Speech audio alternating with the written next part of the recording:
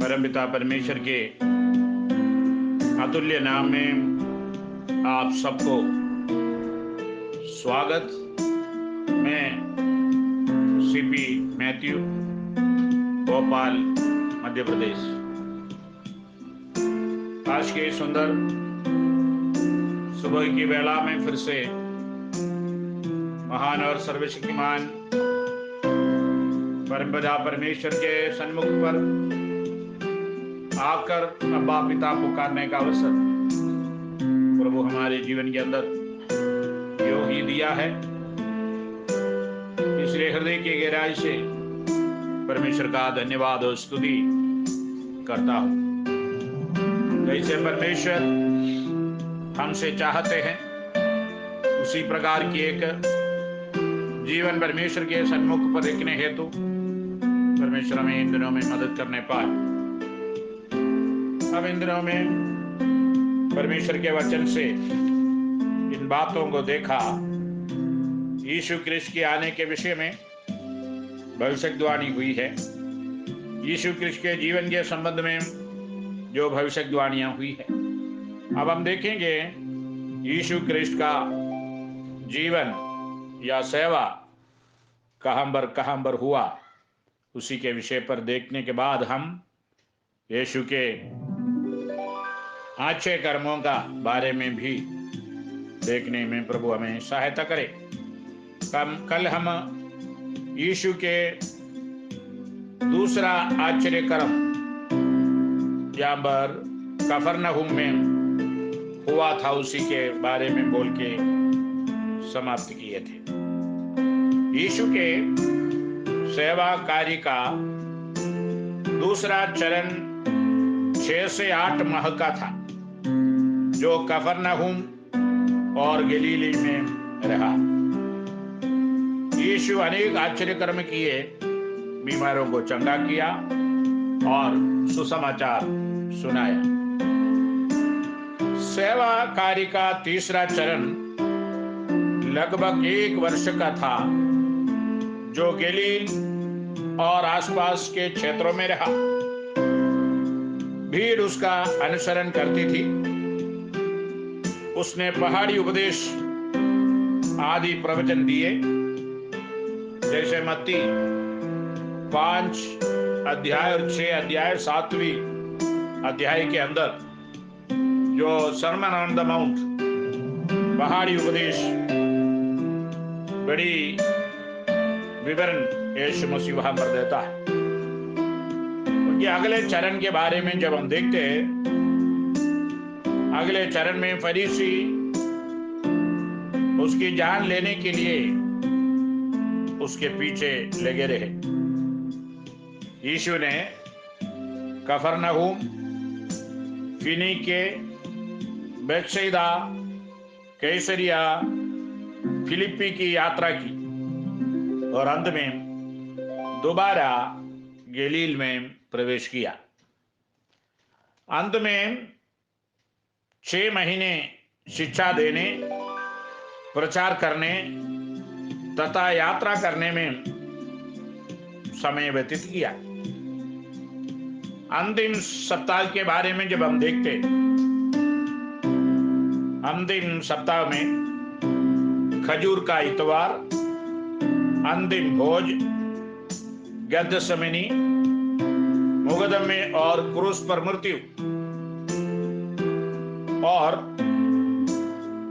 भविष्यवाणी के अनुसार तीसरे दिन यीशु मृतकों में से जी उठा। पुनरुत्थान के 40 दिन बाद वह सबके देखते देखते शरीर के साथ स्वर्ग पर उठा लिया गया। जैसे हम प्रेरितों की काम पहला अध्याय उसका 9 से 11 पद को जब हम देखते हैं, वहां पर इसी प्रकार पढ़ते हैं। वह यह कहकर उनके देखते देखते ऊपर उठा लिया गया और बादल ने उसे उनकी आंखों से छिपा लिया। उसके जाते समय जब वे आकाश की ओर ताक रहे थे तो देखो, दो पुरुष श्वेत वस्त्र पहने हुए उनके पास आ खड़े हुए, और उसने कहा, हे गलीली पुरुषों, तुम क्यों खड़े आकाश की ओर देख के रहे? यही यीशु जो तुम्हारे पास से स्वर्ग पर उठा लिया गया है, जिस रीति से तुमने उसे स्वर्ग को जाते देखा है, उसी रीति से वह फिर आएगा। परमेश्वर की महिमा और स्तुति हो। स्वर्गीय वाणी जैसे यीशु के प्रति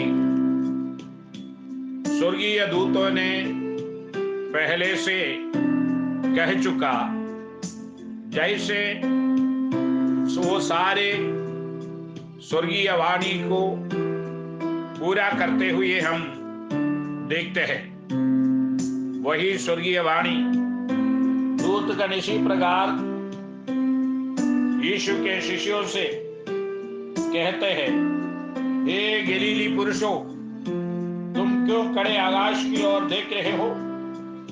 यही यीशु जो तुम्हारे पास से स्वर्ग पर उठा लिया गया, जिस रीति से तुमने उसको स्वर्ग को जाते हुए देखा है, उसी रीति से वह फिर आएगा। इसका मतलब यीशु मसीह जैसे स्वर्ग की ओर उठा लिया गया, उसी प्रकार वे वापस आएगा और अपने पवित्र संतों को ले जाने के लिए, यीशु के पास रहने के लिए यीशु आने वाला है। जैसे हम परमेश्वर के पवित्र शास्त्र के अंदर से हम इस बात को समझ सकते हैं कि यीशु मसीह स्वर्गीय सिंहासन के पास इसलिए गया, परमेश्वर के पास। यीशु जब जीवित रहा उस समय अपने चेलों से कहा, यदि मैं जाकर तुम्हारे लिए जगह तैयार करूं तो फिर आकर तुम्हें अपने यहां ले जाऊंगा कि जहां मैं रहूं वहां तुम भी रहो। जहां मैं जाता हूं तुम वहां का मार्ग जानते हो।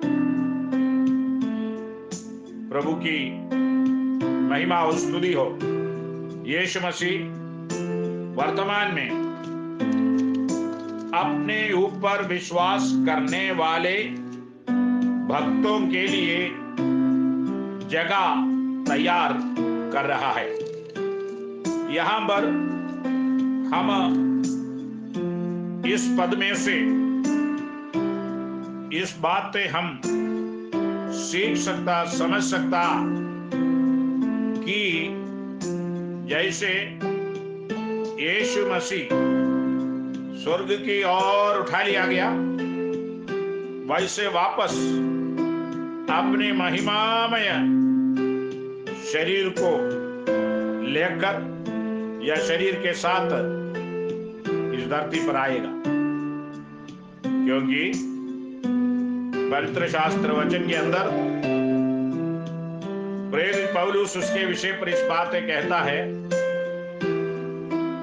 हे भाइयों, मैं ये कहता हूं कि मांस और लहू परमेश्वर के राज्य के अधिकारी नहीं हो सकते और ना नाशवान अविनाशी का अधिकारी हो सकता है। देखो, मैं तुमसे भेद की बात कहता हूं, हम सब नहीं सोएंगे परंतु सब बदल जाएंगे, और यह क्षण भर में पलक मारते ही अंतिम तुर ही भूखते ही होगा।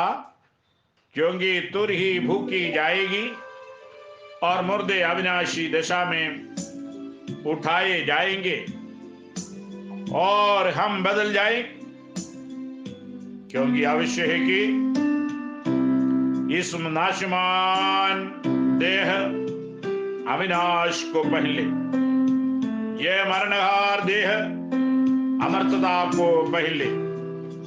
जब वह नाशमान अविनाशी को पहन लेगा, ये मरणहार अमरता को पहन लेंगे। ये परमेश्वर का वचन हमको बताता है। हम परमेश्वर के बेटे और बेटियां होने का सौभाग्य इस धरती पर दिया, लेकिन इस पार्थिव शरीर में दुख है, तकलीफ है, क्लेश है, रोग है, पीड़ा है, सब कुछ है। लेकिन जिस दिन हम स्वर्गीय देह को पाएंगे,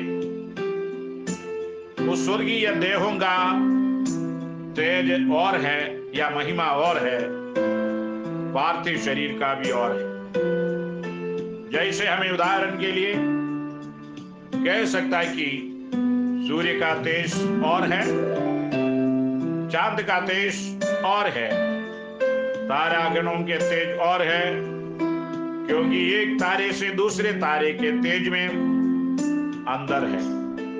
प्रभु की महिमा और स्तुति हो। हम एक महिमामय शरीर परमेश्वर की ओर से प्राप्त करते हुए उनके साथ उठा लिया जाएंगे। इसलिए प्रेरित पौलुस यीशु मसीह के पुनरागमन के विषय पर कहते समय इस बात को ऐसे विवरण दिया गया है कि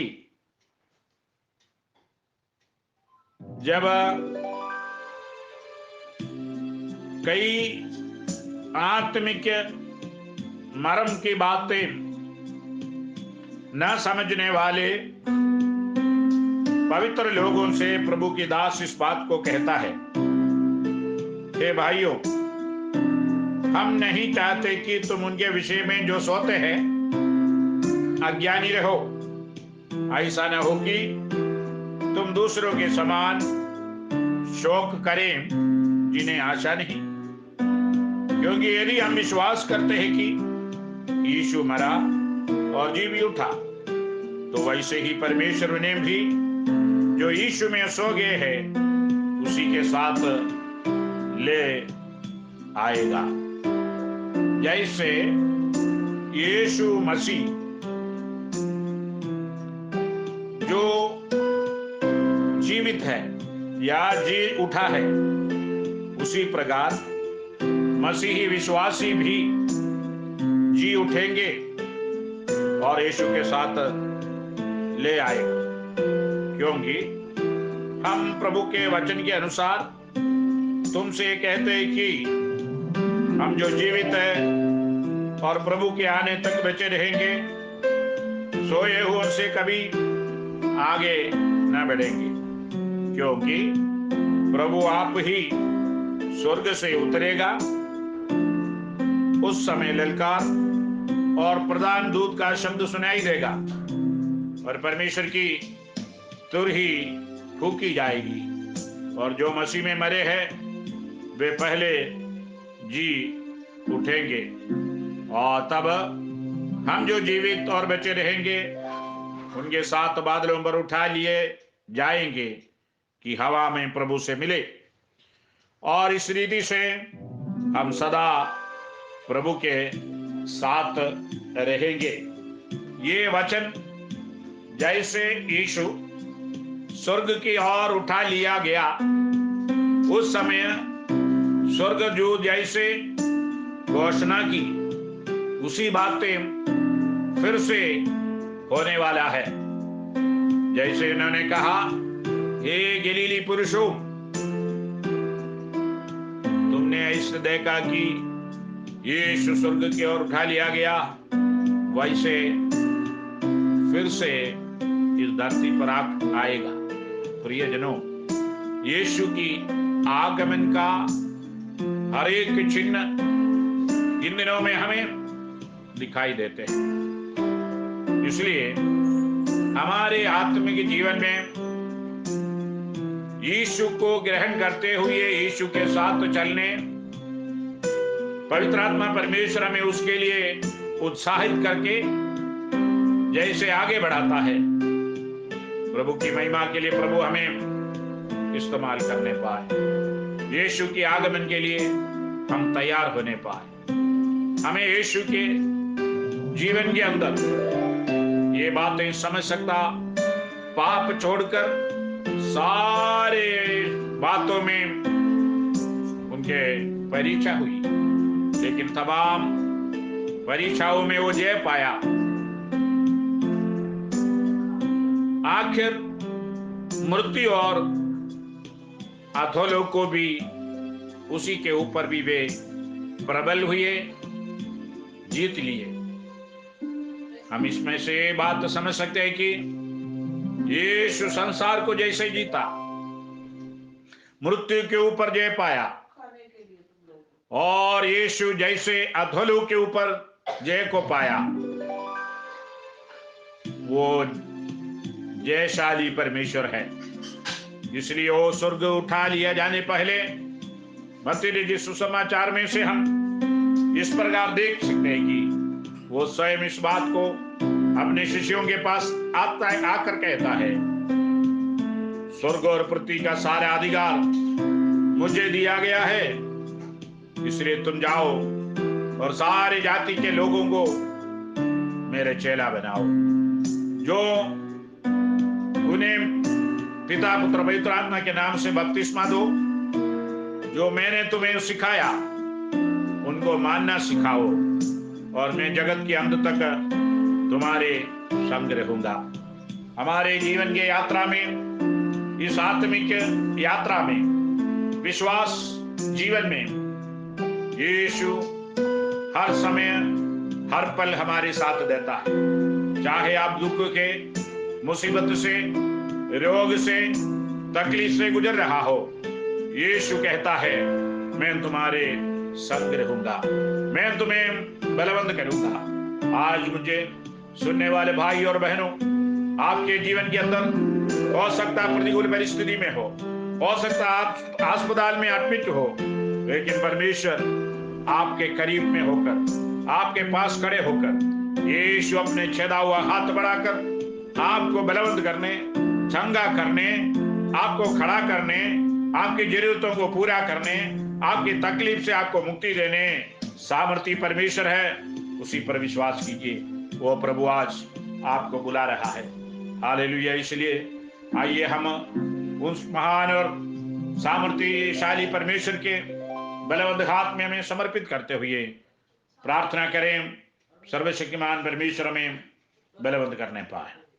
आकाश और पृथ्वी का कर्ता और धर्ता, हमारे सृजनहार, पालनहार, तारनहार परमपिता परमेश्वर, हमारे मुक्तिदाता और उद्धार करता यीशु, हम आपकी नाम की महिमा स्तुति करते हैं। आज के इस दिन में अब तक आपके चरणों पर बैठने का अवसर आपने हमें प्रदान किया, हम आपका धन्यवाद करते हैं।